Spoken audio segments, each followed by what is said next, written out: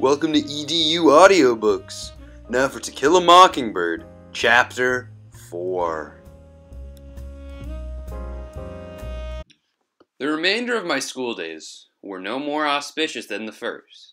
Indeed, they were an endless project that slowly evolved into a unit, in which miles of construction paper and wax crayon were expended by the state of Alabama in its well-meaning but fruitless efforts to teach me group dynamics. What Jem called the Dewey Decimal System was school-wide by the end of my first year, so I had no chance to compare it with other teaching techniques. I could only look around me. Atticus and my uncle, who went to school at home, knew everything. At least, what one didn't know, the other did. Furthermore, I couldn't help noticing that my father had served for years in the state legislature, elected each time without opposition. Innocent of the adjustments my teachers thought essential to the development of good citizenship. Jem, educated on a half-decimal, half-dunce-cap basis, seemed to function effectively, alone or in a group. But Jem was a poor example. No tutorial system devised by man could have stopped him from getting at books. As for me, I knew nothing except what I gathered from the Time magazine and reading everything I could lay hands on at home. But as I inched sluggishly along the treadmill of the Macomb County school system, I could not help receiving the impression that I was being cheated out of something, out of what I knew not. Yet I did not believe that 12 years of unrelieved boredom was exactly what the state had in mind for me. As the year passed, released from school 30 minutes before Jem, who had to stay until 3 o'clock, I ran by the Radley place as fast as I could, not stopping until I reached the safety of our front porch. One afternoon as I raced by, something caught my eye, and caught it in such a way that I took a deep breath, a long look around, and went back. 2 live oaks stood at the edge of the Radley lot. Their roots reached out into the side road and made it bumpy. Something about one of the trees attracted my attention. Some tinfoil was sticking in a knothole just above my eye level, winking at me in the afternoon sun. I stood on tiptoe, hastily looked around once more, reached into the hole, and withdrew 2 pieces of chewing gum, minus their outer wrappers. My first impulse was to get it into my mouth as quickly as possible, but I remembered where I was. I ran home, and on our front porch I examined my loot. The gum looked fresh. I sniffed at it. It smelled all right. I licked it, and waited for a while. When I did not die, I crammed it into my mouth. Wrigley's Double Mint. When Jem came home, he asked me where I'd got such a wad. I told him I found it. "Don't eat things you find, Scout." "This wasn't on the ground. It was in a tree," Jem growled. "Well, it was," I said. "It was sticking in that tree yonder, the one coming from school." "Spit it out right now." I spat it out. The tang was fading anyway. "I've been chewing it all afternoon, and I ain't dead yet, not even sick." Jem stomped his foot. "Don't you know you're not supposed to even touch the trees over there? You'll get killed if you do." "You touched the house once." "That was different. You go gargle. Right now, you hear me?" "Ain't neither. I'll take the taste out of my mouth." "You don't, and I'll tell Calpurnia on you." Rather than risk a tangle with Calpurnia, I did as Jem told me. For some reason, my first year of school had wrought a great change in our relationship. Calpurnia's tyranny, unfairness, and meddling my business had faded to gentle grumblings of general disapproval. On my part, I went to much trouble, sometimes, not to provoke her. Summer was on the way. Jem and I awaited it with impatience. Summer was our best season. It was sleeping on the back screen porch in cots, or trying to sleep in the treehouse. Summer was everything good to eat. It was 1,000 colors in a parched landscape. But most of all, summer was Dill. The authorities released us early the last day of school, and Jem and I walked home together.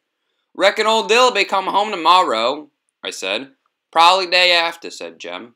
"Mississippi turns him loose a day later." As we came to the live oaks at the Radley place, I raised my finger to point for the 100th time to the knothole where I had found the chewing gum, trying to make Jem believe I had found it there, and found myself pointing at another place of tinfoil. "I see it, Scout! I see it!"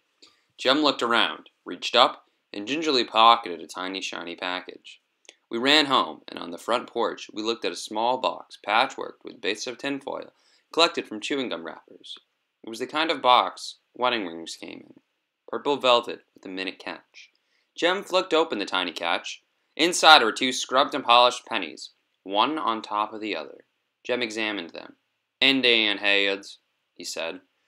1906. And Scout, one of them's 1900. These are real old. 1900? I echoed. Say, hush minute. I'm thinking. Jem, you reckon that's somebody's hiding place? Nah, don't anybody but us pass by there, unless it's some grown persons. Grown folks don't have hiding places. You reckon we ought to keep 'em, Jem? I don't know what we could do, Scout. Who do we give 'em back to? I know for a fact don't anybody go by there. Cecil goes by the back street and all the way around by town to get home. Cecil Jacobs, who lived at the far end of our street next door to the post office, walked a total of 1 mile per school day to avoid the Radley place, and old Miss Henry Lafayette Dubose. Miss Dubose lived 2 doors up the street from us, and neighborhood opinion was unanimous that Miss Dubose was the meanest old woman who had ever lived. Jem wouldn't go by her place without Atticus beside him. What you reckon we ought to do, Jem? Finders keepers, unless title was proven. Plucking an occasional camellia, getting a squirt of hot milk from Miss Maudie Atkinson's cow on a summer day, helping ourselves to someone's supernogs was part of our ethical culture, but money was different. Tell you what, said Jem. We'll keep 'em till school starts, then go around and ask everybody if they're theirs. There's some bus childs, maybe. He was too taken with getting out of school today and forgot 'em. These are somebodies. I know that. See how they've been slicked up? They've been saved. Yeah, but why should somebody want to put away chewing gum like that? You know, it doesn't last. I don't know, Scout, but these are important to somebody. How's that, Jem? Well, Indian heads, well, they come from the Indians. They're real strong magic. They make you have good luck. Not like fried chicken when you're not looking for 'em. But things like long life and good health. And passing 6-week tests. These are real valuable to somebody. I'm going to put 'em in my trunk. Before Jem went to his room, he looked for a long time at the Radley place. He seemed to be thinking again. 2 days later, Dill arrived in a blaze of glory. He had ridden the train by himself from Meridian to Macomb Junction, a courtesy title. Macomb Junction was in Abbott County, where he had been met by Miss Rachel in Macomb's one taxi. He'd eaten dinner in the diner. He had seen 2 twins hitched together to get off the train in Bay St. Louis, and stuck to his story regardless of threats. He had discarded the abominable blue shorts that were buttoned to his shirts and wore real short pants with a belt. He was somewhat heavier, no taller, and said he had seen his father. Dill's father was taller than ours. He had a black beard, pointed, and was president of the L&N Railroad. I helped the engineer for a while, said Dill, yawning. In a pig's ear you did, Dill. Hush, said Jem. What do we play today? Tom and Sam and Dick, said Dill. Let's go in the front yard. Dill wanted the Rover boys because there were 3 respectable parts. He was clearly tired of being our character man. I'm tired of those, I said. I was tired of playing Tom Rover, who suddenly lost his memory in the middle of a picture show and was out of the script until the end, when he was found in Alaska. Make us one up, Jem, I said. I'm tired of making 'em up. Our first days of freedom, and we were tired. I wondered what the summer would bring. We had strolled to the front yard, where Dill stood looking down the street at the dreary face of the Radley place. I smell death, he said. I do. I mean it, he said when I told him to shut up. You mean when someone's dying, you can smell it? No, I mean I can smell somebody and tell if they're gonna die. An old lady taught me how. Dill leaned over and sniffed me. Jean Louise Finch, you are going to die in 3 days. Dill, if you don't hush, I'll knock you bow-legged. I mean it now. Y'all hush. You act like you believe in hot steams. You act like you don't, I said. What's a hot steam, asked Dill. Haven't you ever walked along a lonesome road at night and passed by a hot place? Jem asked Dill. A hot steam's somebody who can't get to heaven. Just wallows around on lonesome roads, and if you walk through 'em, when you die, you'll be one too. And you'll go around at night sucking people's breath. How can you keep from passing through one? You can't, said Jem. Sometimes they'll stretch all the way across the road. But if you have to go through one, you say, angel bright, life and death, Get off the road, don't suck my breath. That keeps him from wrapping around you. Don't you believe a word he says, Dill, I said. Calpurnia says that's beep talk. Jem scowled darkly at me, but said, well, are we going to play anything or not? Let's roll in the tire, I suggested. Jem sighed. You know I'm too big. You can push. I ran to the backyard and pulled an old car tire from under the house. I slapped it up to the front yard. I'm first, I said. Dill said he ought to be first. He just got here. Jem arbitrated, awarded me first push with extra time for Dill, and I folded myself inside the tire. Until it happened, I did not realize that Jem was offended by my contradicting him on hot steams, and that he was patiently awaiting an opportunity to reward me. He did, by pushing the tire down the sidewalk with all the force in his body. Ground, sky, and houses melted into a mad pallet. My ears throbbed. I was suffocating. I could not put out my hands to stop. They were wedged between my chest and knees. I could only hope that Jem would outrun the tire, and me, or that I would be stopped by a bump at the sidewalk. I heard him behind me, chasing and shouting. The tire bumped on gravel, skidded across the road, crashed into a barrier, and popped me like a cork on pavement. Dizzy and nauseated, I lay on the cement and shook my head still, pounded my ears to silence, and heard Jem's voice. Scout, get away from there. Come on. I raised my head and stared at the Radley place and steps in front of me. I froze. Come on, Scout, don't just lie there. Jem was screaming. Get up, can't you? I got to my feet, trembling as I thawed. Get the tire, bring it with you. Ain't you got any sense at all? When I was able to navigate, I ran back to them as fast as my shaking knees would carry me. Why didn't you bring it? Jem yelled. Why don't you get it? I screamed. Jem was silent. Go on. It ain't far inside the gate. Why, you even touched the house once. Remember? Jem looked at me furiously. Could not decline. Ran down the sidewalk, trotted at the water at the gate, then dashed in and retrieved the tire. See there? Jem was scowling triumphantly. Nothing to it, I swear, Scout. Sometimes you act so much like a girl it's mortifying. There was more to it than he knew. But I decided not to tell him. Calpurnia appeared in the front door and yelled, Lemonade, Tom! You all getting out of that house, son, for you'll fry alive. Lemonade was in the middle of the morning, was a summertime ritual. Calpurnia set a pitcher and 3 glasses on the porch, then went about her business. Being out of Jem's good graces did not worry me especially. Lemonade would restore his good humor. Jem gulped down his second glassful and slapped his chest. I know what we're going to play, he announced. Something new. Something different. What? I asked still. Boo Radley. Jem's head at times was transparent. He hadn't thought that up to make me understand he wasn't afraid of the Radleys in any shape or form, to contrast his own fearless heroism with my cowardice. Boo Radley? How? asked Dill. Jem said, Scout, you can be Miss Radley. I declare if I will. I don't think... Smatter, said Dill. Still scared? He can get out at night when we're all asleep, I said. Jem hissed. Scout, how is he going to know what we're doing?